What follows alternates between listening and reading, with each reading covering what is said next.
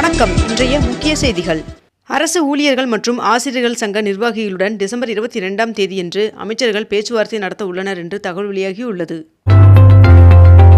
விவேகானந்தர் மண்டபத்திற்கு செல்ல தற்காலிகமாக படகு சேவை ரத்து செய்யப்பட்டுள்ளதாக தகவல் வெளியாகியுள்ளது.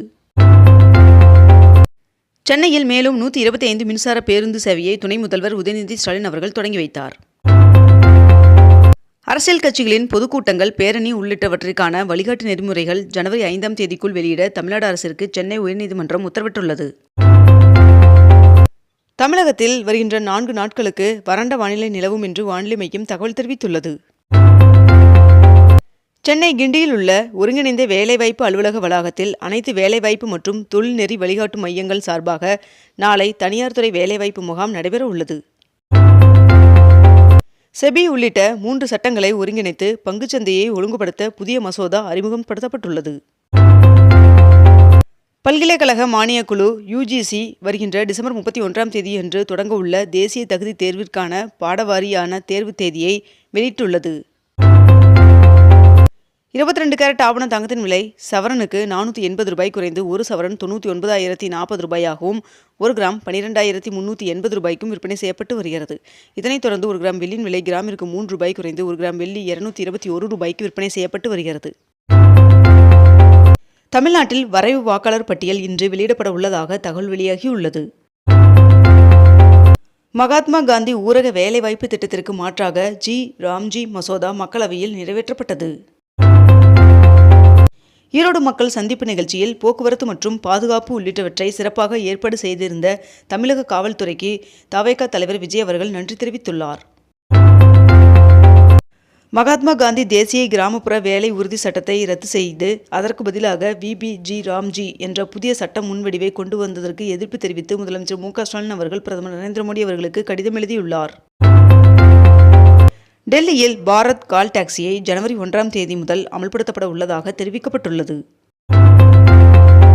திருவெற்றியூரில் மீன்பிடி துறைமுகத்தில் கடல்சார் உயரடுக்கு படையினை கொடியசைத்து தொடங்கி வைத்தார் அமைச்சர் R.S. ராஜகண்ணப்பன் அவர்கள். அணுசக்தி துறையில் தனியார் நிறுவனங்களை அனுமதிக்கும் மசோதா மாநிலங்களவையிலும் நிறைவேற்றம் செய்யப்பட்டுள்ளது. இனி ரயில்வே முன்பதிவு பட்டியல் 10 மணி நேரத்திற்கு முன்பே வெளியாகும் என்று தெரிவிக்கப்பட்டுள்ளது. இந்தியா ஓமன் இடையே ஒருங்கிணைந்த பொருளாதார கூட்டு ஒப்பந்தம் கையெழுத்தானது. அமெரிக்க வரி விதிப்பால் தமிழ்நாடு ஏற்றுமதி துறைக்கு சிக்கல் ஏற்பட்டுள்ளதற்கு விரைந்து தீர்வு காண பிரதமர் நரேந்திர மோடி அவர்களுக்கு முதலமைச்சர் மு.க. ஸ்டாலின் அவர்கள் கடிதம் எழுதியுள்ளார். இன்று அனுமன் ஜெயந்தி கொண்டாடப்பட உள்ளது. திருவண்ணாமலையில் தீபத் திருவிழாவை முன்னிட்டு மகாதீபம் ஏற்றப்பட்ட மலையில் புனித நீர் தெளித்து சிறப்பு பூஜை நேற்று நடந்தது. தவேக தலைவர் விஜய் அவர்கள் நேற்று ஈரோடு மாவட்டத்தில் பிரச்சாரம் மேற்கொண்டார். இந்தியாவில் சராசரி ஊழியர்களின் சம்பளம் 2026ஆம் ஆண்டில் 9% அதிகரிக்கும் என்று தெரிவிக்கப்பட்டுள்ளது. 100 நாள் வேலை திட்டத்தின் பெயரை மாற்ற எதிர்ப்பு தெரிவித்து நாடாளுமன்ற வளாகத்தில் இந்தியா கூட்டணி MPக்கள் பேரணியில் ஈடுபட்டனர். கோவையில் அமைய உள்ள 2 நூலகங்களுக்கு நூல்கள் கொள்முதல் செய்ய 26ஆம் தேதிக்குள் விண்ணப்பிக்கலாம் என்று தெரிவிக்கப்பட்டுள்ளது. தமிழ்நாட்டின் பொருளாதார வளர்ச்சி விகிதம் 16% அதிகரித்துள்ளதாக அமைச்சர் தங்கம் தென்னரசு அவர்கள் தெரிவித்துள்ளார். சேலத்தில் கோவில்களுக்கு சொந்தமான 800 ஆண்டு பழமையான கல் மண்டபங்களை பழமை மாறாமல் புனரமைக்க ஹைகோர்ட் ஆணையிட்டுள்ளது. கொளத்தூரில் 25 கோடி ரூபாய் செலவில் அமைக்கப்பட்ட பேரறிஞர் அண்ணா திருமண மாளிகையை முதலமைச்சர் மு.க. ஸ்டாலின் அவர்கள் திறந்து வைத்துள்ளார். மகளிர் சுய உதவி குழுக்கள் தயாரிக்கும் பொருட்களின் கண்காட்சியை துணை முதல்வர் உதயநிதி ஸ்டாலின் அவர்கள் தொடங்கி வைத்துள்ளார். மார்கழி மாதத்தை ஒட்டி திருப்பதி ஏழுமலையான் சுவாமி கோவிலில் இன்று முதல் சுப்பிரபாத சேவைக்கு பதிலாக திருப்பாவை சேவை நடைபெற உள்ளதாக தெரிவிக்கப்பட்டுள்ளது. கனிமொழி MP தலைமையில் 11 பேர் கொண்ட சட்டப்பேரவை தேர்தல் அறிக்கை தயாரிப்பு குழு திமுக சார்பில் அமைக்கப்பட்டுள்ளது. சிறுபான்மையினர் ஆணையத்தின் 38 மாவட்ட கள ஆய்வு அறிக்கையை முதலமைச்சர் மு.க. ஸ்டாலின் அவர்களிடம் சமர்ப்பிக்கப்பட்டுள்ளது. கிறிஸ்துமஸ் மற்றும் புத்தாண்டு விடுமுறையை ஒட்டி உதகைக்கு வரும் சுற்றுலா பயணிகளுக்கு கட்டுப்பாடு விதிக்கப்பட்டுள்ளது. 2026ஆம் ஆண்டிற்கான ஜல்லிக்கட்டு போட்டிக்கான வழிகாட்டும் நெறிமுறைகளை தமிழ்நாடு அரசு வெளியிட்டுள்ளது. டெல்லியில் காற்று மாசு அதிகரித்துள்ளதால் அரசு மற்றும் தனியார் அலுவலகங்களுக்கு 50% ஊழியர்கள் மட்டுமே வர டெல்லி அரசு உத்தரவிட்டுள்ளது. கிறிஸ்துமஸ் மற்றும் புத்தாண்டு விடுமுறையை ஒட்டி உதகைக்கு வரும் சுற்றுலா பயணிகளுக்கு கட்டுப்பாடு விதிக்கப்பட்டுள்ளது. கேரள அரசின் பரிந்துரையை ஏற்று 2 பல்கலைக்கழகங்களுக்கு துணைவேந்தர்களை நியமித்து அம்மாநில ஆளுநர் உத்தரவிட்டுள்ளார். தமிழ்நாடு விளையாட்டு மாநாடு 2.0வை துணை முதல்வர் உதயநிதி ஸ்டாலின் அவர்கள் தொடங்கி வைத்தார்.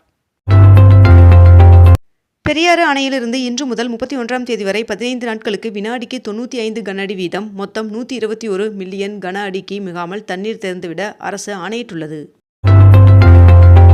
திருப்பூர் மாவட்டம் பல்லடத்தில் 29ஆம் தேதி திமுக மேற்கு மண்டலம் மகளிர் அணி மாநாடு நடைபெற உள்ளதாக தகவல் வெளியாகியுள்ளது. நெல்லையில் வருகின்ற டிசம்பர் 20 மற்றும் 21 ஆகிய தேதிகளில் முதலமைச்சர் மு க ஸ்டாலின் அவர்கள் சுற்றுப்பயணம் மேற்கொள்ள உள்ளதாக தகவல் தெரிவிக்கப்பட்டுள்ளது.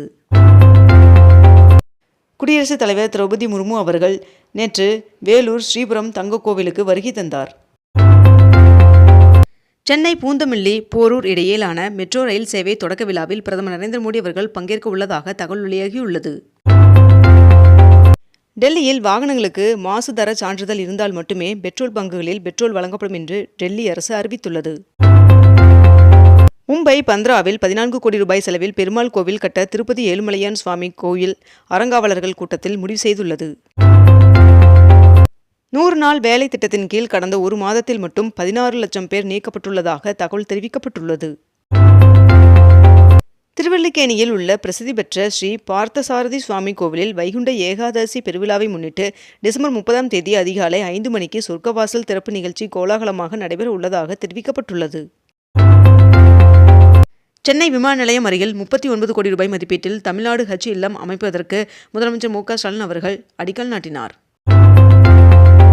நேஷனல் ஹெரால்டு வழக்கில் சோனியா காந்தி மற்றும் ராகுல் காந்தி அவர்களுக்கு எதிரான அமலாக்கத்துறை புகாரை ஏற்க டெல்லி நீதிமன்றம் மறுப்பு தெரிவித்துள்ளது. மேற்கு வங்க மாநிலத்தில் எஸ்ஐஆர் பணிக்கு பிறகு 58 லட்சம் வாக்காளர்கள் நீக்கம் செய்யப்பட்டுள்ளனர் என்று தகவல் வெளியாகியுள்ளது. மண்டல பூஜைக்கு ஐயப்பன் சுவாமிக்கு அணிவிக்கப்படும் தங்க அங்கி ஊர்வலம் 23ஆம் தேதி ஆரன்முளாவிலிருந்து புறப்படுகிறது. சட்டமன்ற தேர்தல் காரணமாக முன்கூட்டியே ஏப்ரல் மே ஜூன் மாதங்களுக்கான 6 கோடி பாமாயில் பாக்கெட்கள் 60 டன் துவரம்பருப்பு 60 மெட்ரிக் டன் சர்க்கரை கொள்முதலுக்கான ஒப்பந்தம் கோரியுள்ளது தமிழக அரசு. சென்னை மாநகராட்சியில் கடந்த ஓராண்டில் அபராதங்கள் மூலம் 9 கோடி ரூபாய் வசூல் செய்யப்பட்டுள்ளதாக தகவல் வெளியாகியுள்ளது. சென்னை மெட்ரோ 2ஆம் கட்ட திட்டத்திற்கு 2000 கோடி ரூபாய் கடன் வழங்க ஆசிய வளர்ச்சி வங்கி ஒப்புதல் வழங்கியுள்ளது. இத்துடன் இன்றைய தலைப்புச் செய்திகள் நிறைவடைகின்றன. மேலும் இதுபோன்ற அண்மை தகவல்களை உடனுக்குடன் தெரிந்து கொள்ள அக்னிபூ சேனலை சப்ஸ்கிரைப் செய்து கொண்டு தொடர்ந்து இணைந்திருங்கள். நன்றி, வணக்கம்.